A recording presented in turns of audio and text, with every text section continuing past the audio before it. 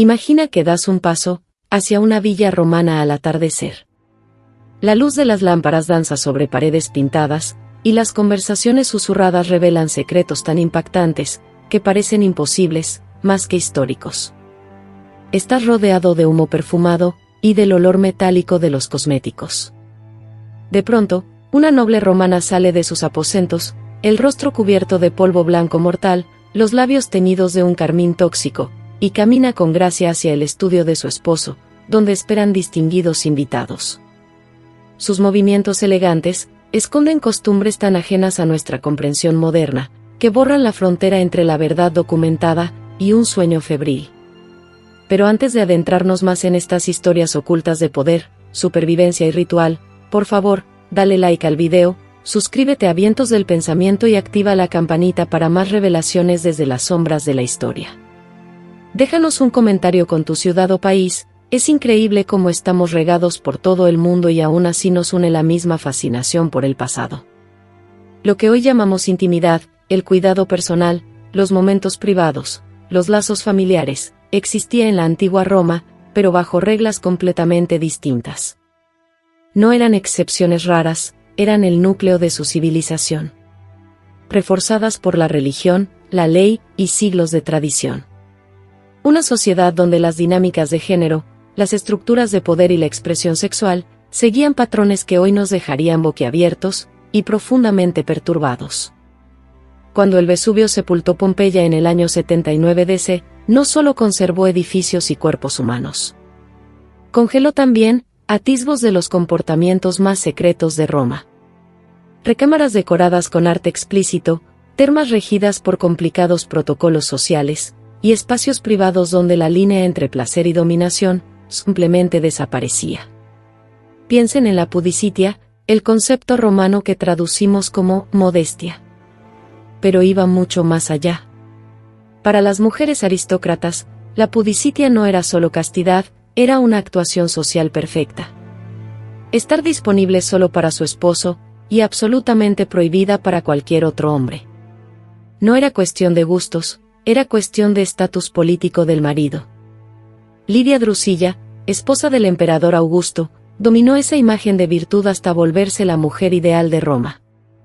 Pero en privado, se dice que manejaba una red de inteligencia formada por esclavas niñas infiltradas en casas patricias, recolectando chismes de alcoba que valían más que cualquier voto en el Senado. Los matrimonios de élite rara vez se hacían por amor. Eran alianzas estratégicas, contratos de negocios entre familias para unir fortunas, crear lazos políticos y producir herederos legítimos. El cariño era un golpe de suerte. Muchas veces, la noche de bodas era la primera vez que la novia y el novio estaban realmente solos. Y la presión por consumar era aplastante. En una carta del año 97 después de Cristo, Plinio el joven describe una boda que unió a dos familias poderosas. La novia tenía apenas 14 años, temblaba mientras su madre y tías la preparaban con rituales. El novio, 20 años mayor, esperaba en la habitación contigua. Mujeres mayores le explicaban lo que iba a pasar, con palabras que la niña apenas entendía.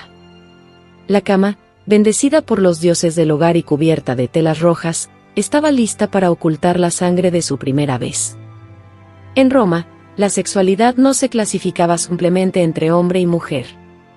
Se clasificaba por estatus, ciudadanía, esclavitud, origen extranjero, todo eso decidía quién tenía derecho a qué. Un ciudadano romano podía tener relaciones con esclavos, prostitutas o extranjeros, sin escándalo. Pero tocar a la esposa o hija de otro ciudadano era un desastre político y legal. Gayo Silius lo descubrió de la peor manera en el año 48 DC, cuando se atrevió a casarse con Valeria Mesalina, esposa del emperador Claudio, mientras éste estaba fuera de Roma.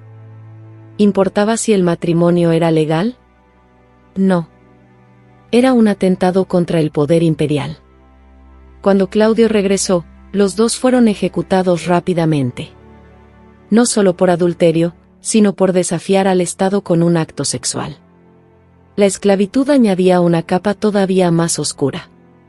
Los cuerpos esclavizados eran vistos como extensiones de la autoridad del amo, herramientas que se podían usar, también sexualmente, sin consentimiento ni protección legal. Las casas ricas tenían esclavos especializados, expertos en maquillaje, asistentes de alcoba, y concubinas que vivían al lado de la esposa legítima. Marco Craso, uno de los hombres más ricos de Roma en el siglo I a.C., tenía más de 500 esclavos solo en su casa de la ciudad, docenas seleccionados por su belleza y entrenados en artes que borraban la línea entre sirviente, entertainer y objeto sexual.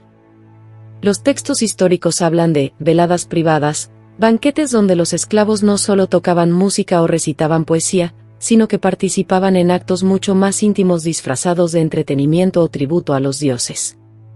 Hasta las termas no eran solo para bañarse. Eran centros sociales y sexuales vibrantes. La mayoría separaba a hombres y mujeres, pero en las zonas comunes se cruzaban miradas, se arreglaban citas, y se negociaba de todo. Séneca el Joven, alrededor del año 60 después de Cristo, se quejaba del ruido de la terma debajo de su casa, pesas que chocaban, palmadas de masajes, gritos de quienes se depilaban. Y debajo de todo eso, los susurros de tratos sexuales tan normales que ya eran ruido de fondo en la vida diaria romana. La obsesión romana por la depilación rozaba lo espiritual. Hombres y mujeres de élite se sometían a torturas, pinzas al rojo vivo, ceras de resina de pino, piedras pómez raspando la piel. La suavidad era señal de refinamiento.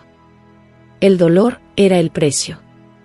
En las casas ricas había esclavos especializados, los alipilarii, que arrancaban hasta el último pelo del cuerpo de sus amas.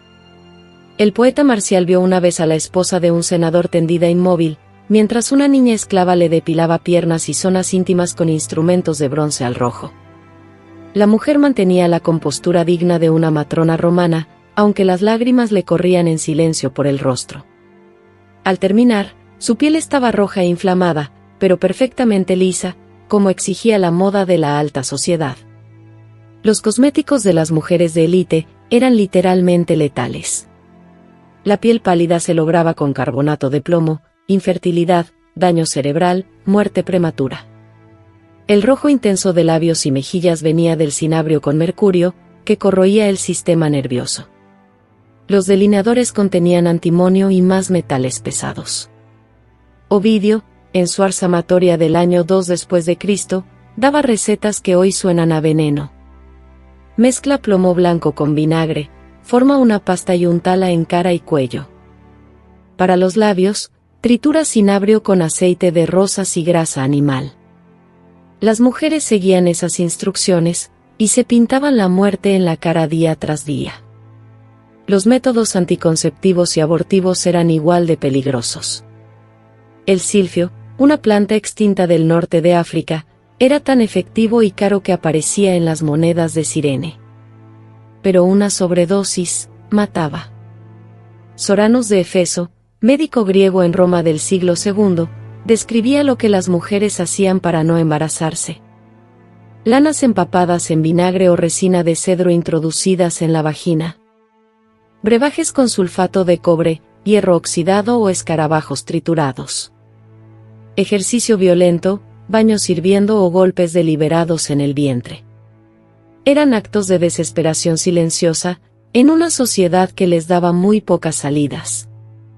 El aborto era legal, el feto se consideraba parte del cuerpo de la mujer, pero los procedimientos eran brutales. Bebían infusiones de ruda, sabina o poleo que envenenaban todo el organismo para expulsar el embarazo. Otras veces usaban instrumentos de bronce introducidos en el útero, con hemorragias, infecciones y muerte frecuente. Plinio el Viejo cuenta el caso de una mujer rica que, tras días tomando hierba sin éxito, dejó que un médico griego le practicara un aborto quirúrgico. La sujetaron entre familiares mientras ella mordía una correa de cuero. El embarazo terminó, pero ella murió días después de una infección. La familia dijo a todos que había sido fiebre repentina. Las relaciones entre personas del mismo sexo seguían jerarquías estrictas. Un ciudadano romano podía penetrar a esclavos o extranjeros sin problema. Pero ser penetrado, aunque fuera consentido, era una vergüenza política imperdonable. A Julio César lo persiguieron toda su vida con el rumor de que de joven había sido el amante pasivo del rey Nicomedes de Bitinia. Lo llamaban la reina de Bitinia. La verdad no importaba, el insulto funcionaba porque en Roma ser pasivo equivalía a debilidad política. El emperador Adriano lloró desconsoladamente la muerte de su joven amante Antinoo en el año 130 después de Cristo. Lo declaró Dios y fundó una ciudad en su honor. Muchos romanos no criticaron la relación homosexual, criticaron que el emperador se viera tan emocionalmente vulnerable. La prostitución era legal, regulada y gravada con impuestos. Había categorías. Las meretrices registradas que trabajaban en burdeles oficiales. Las esclavas que sus amos rentaban. Las famosae, mujeres de buena familia caídas en desgracia. En Pompeya se conservan burdeles perfectamente identificables, cuartitos de piedra con camas angostas y frescos que mostraban el menú y los precios. Los grafitis de los clientes son sorprendentemente humanos, algunos solo nombres o frases groseras. Otros tiernos, restituta, mueves las caderas tan dulce. El barrio de la Subura era el distrito rojo más grande de Roma, tabernas, burdeles y teatros. Senadores y hasta sacerdotes llegaban de noche disfrazados con túnicas baratas. Se quitaban los anillos, se cubrían la cara. Y al amanecer volvían a sus villas como si nada, como si la noche perteneciera a otro mundo. Los contratos matrimoniales de élite eran documentos legales detalladísimos. Uno del año 104 después de Cristo dice textualmente: la esposa deberá satisfacer las peticiones sexuales del marido no menos de 2 veces por semana, salvo enfermedad, menstruación o purificación ritual. Las peticiones inusuales solo podrán rechazarse si causan daño o requieren terceras personas. El incumplimiento se castigará con deducciones del dowry. La noche de bodas estaba llena de rituales simbólicos. A la novia la levantaban en brazos para cruzar el umbral y que los espíritus malignos no entraran por sus pies. Le peinaban el cabello con una lanza que hubiera matado a un enemigo, simbolizando la valentía que necesitaría para parir. Niños arrojaban nueces y frutas para atraer la fertilidad. En un poema nupcial de Catulo del año 60 a.C., la novia está sentada en silencio mientras mujeres mayores la despojan de su ropa de niña, la visten con el velo azafrán, le pintan la cara con arcilla sagrada. Lloraba, no de tristeza, sino de miedo ante lo desconocido. En la habitación de al lado, el novio bebe con sus amigos, que le dan consejos entre bromas vulgares y advertencias serias antes del amanecer. El divorcio era fácil, bastaba con declararlo. Los hombres casi no sufrían consecuencias, las mujeres perdían hijos, posición social y dinero. Augusto intentó obligar a los romanos a casarse con la Lex Julia del 18 AC. Y lo único que logró fue crear un mercado negro de matrimonios falsos para evadir la ley. En las fiestas de la Floralia, en abril, se celebraba a la diosa Flora con desnudez total, actos sexuales públicos y teatro pornográfico, supuestamente para garantizar la fertilidad de los campos. Las matronas respetables no iban, pero prostitutas, libertas y esclavas participaban con entusiasmo. Marcial describe el teatro lleno de ciudadanos que en casa condenaban esas cosas, pero ahí gritaban de emoción mientras bailarinas desnudas simulaban, y a veces consumaban, actos sexuales en el escenario. Los médicos romanos mezclaban ciencia y prejuicios. Galen decía que la mujer necesitaba sentir placer para concebir, pero que demasiado placer la volvía moralmente inestable. Soranus recomendaba a las parteras preguntar si la madre había disfrutado la concepción, porque el deseo abría el útero. Las embarazadas por deber o violación solían tener partos más largos y dolorosos. La educación sexual era práctica. Los niños aprendían con esclavos del hogar o visitas, supervisadas, a burdeles. Las niñas aprendían de sus madres, obediencia y aguante, no placer ni autonomía. La poesía romana nos deja ver las contradicciones emocionales. Catulo amaba apasionadamente a Lesbia, probablemente Claudia Metelli. Pero cuando ella lo traicionaba, sus versos se volvían crueles y amenazaba con venganza sexual contra sus amantes. En Roma, amor y poder siempre iban de la mano. Hasta en la muerte la sexualidad seguía presente. Tumbas de ricos mostraban al matrimonio recostado juntos, la mano de la esposa sobre el corazón del marido. Algunas cámaras funerarias tenían frescos eróticos y objetos íntimos. ¿Esperanza de placer en el más allá, o simple reflejo de los gustos terrenales? Los hombres mayores seguían siendo sexualmente activos y a veces se casaban con jovencitas presosamente por eso. Pero a las mujeres mayores que mostraban deseo, las ridiculizaban sin piedad. Juvenal se burlaba de Heptia, una abuela que abandonó todo por seguir a un gladiador a Egipto. Se pintaba como novia, se vestía de seda. El gladiador tomó su dinero, pero cuando ella lo buscó en la cama, él se apartó diciendo que algunas monedas cuestan demasiado caro. Los esclavos formaban lazos afectivos profundos, pero sin derechos. Algunos amos liberaban y se casaban con sus favoritas, pero la relación siempre llevaba la marca del poder desigual.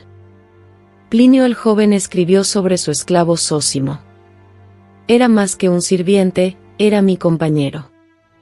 Compartía mi cama, mi mesa, mis pensamientos.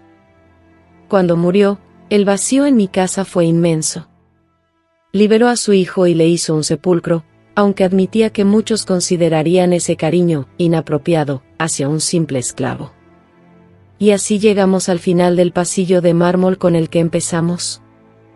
Pero ahora entiendes lo que significan esos susurros. Las rutinas de belleza que envenenaban lentamente. Los contratos que trataban la reproducción como cría de ganado. Los cuerpos esclavizados usados sin consentimiento. Las niñas casadas antes de entender qué era el matrimonio. Las reglas que dictaban quién podía tocar a quién, cómo y cuándo. Roma nos dio leyes, literatura y monumentos eternos. Pero también construyó un sistema íntimo profundamente desigual basado en coerción, jerarquía y control. Los romanos no eran monstruos, eran humanos.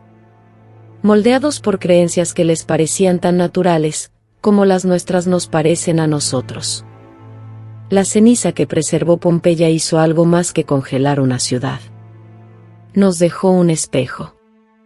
Los cuerpos encontrados allí, petrificados en su última postura. Nos recuerdan que el pasado no está tan lejos como creemos. Solo hemos aprendido a disfrazar las mismas dinámicas, con palabras más elegantes y rituales más sutiles. Sus susurros todavía nos llegan, no en latín, sino en el idioma universal del deseo distorsionado por la crueldad. Nos dicen que la intimidad nunca ha estado libre de poder. Que el amor siempre ha sido moldeado por el control. Y que toda sociedad revela su alma, en sus costumbres sexuales. En quien permite ser plenamente humano. Y a quien no. Si este viaje por los pasillos ocultos de la historia te conmovió, dale like, comparte y déjanos tu comentario. Suscríbete a Vientos del Pensamiento para seguir explorando el pasado que desafía todo lo que creíamos saber. Hasta la próxima. Sigan cuestionando, sigan maravillándose. Y sigan explorando.